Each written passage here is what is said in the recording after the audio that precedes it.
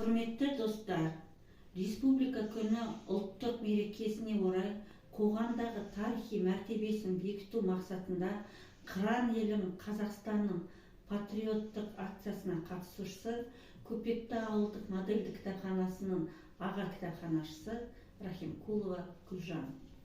Фариза Оңғарсынова «Отан».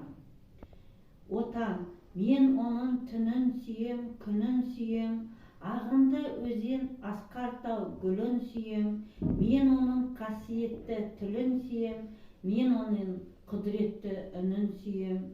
Бәрі жәндігін сүйемін қыбырлаған, бәрі маған отан деп сыбырлаған, жаным менің кеудемді жарып шықта, бозторғайы болып оның шырылдаған.